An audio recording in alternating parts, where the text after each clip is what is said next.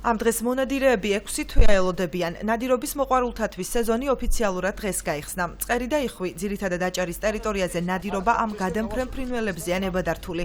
ნადირობისთვის მზიანი დღე არასდროსაყრელი აღმოჩნდა. მონადირე მემედ ბერიძე გვიხსნის, რომ ფრინველები იმალებიან და სწორედ ამიტომ ნადირობა წვიმიან ამინდში უმჯობესია.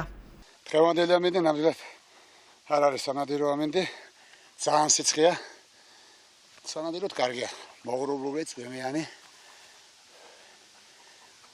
ცუდი ამინდი როცა უკეთესია ნადირობა. ფრინველიც შეწუხებულია, გამოდის უფრო იოლად ნადირობა.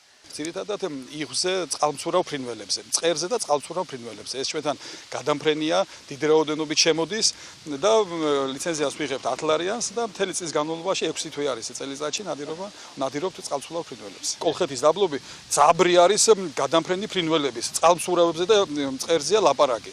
და ყოველთვის შემოდის იმ რაოდენობით, რომ მონადირემ თქვათ ჟარგონში მისი ჭია გაახაროს. ნადირობის მოყვარულია ბათუმის მერი გიორგი ერმაკოვიც. ქალაქის თავკაცი ჭოროხის დელტაზე სეზონის გახსნას მონადირეებთან ერთად დაესწრო და სამეფო სპორტის მიმდევრებს წესების დაცვისკენ მოუწოდა.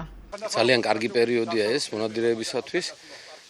ერთიც მინდა აღვნიშნო, ეს არის სპორტი, რომელიც საჭიროებს ყველა ნორმის და ყველა წესის დაცვას.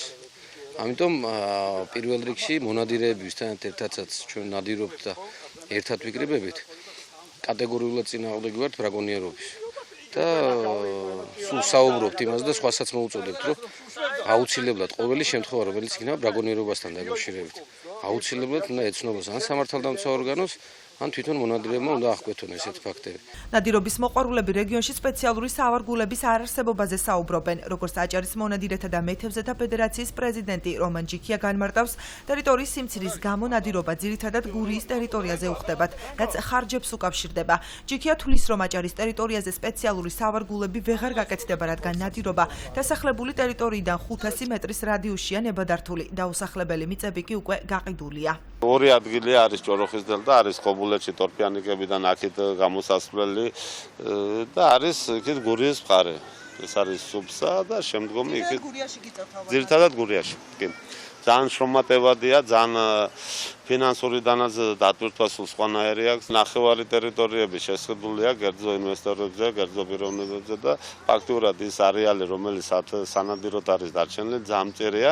მონადირეებს ნადირობის უფლება მომავალი წლის 1 მარტამდე ექნებათ. ნადირობისას მოქალაქეებმა თან უნდა იქონიონ გადამფრენი ფრინველების მოპოვებისთვის დაწესებული მოსაკრებლის გადახდის დამადასტურებელი ქვითარი და საქართველოს შინაგან საქმეთა სამინისტროს მიერ გაცემული სანადირო იარაღის შენახვისა და ტარების უფლების დამადასტურებელი დოკუმენტი.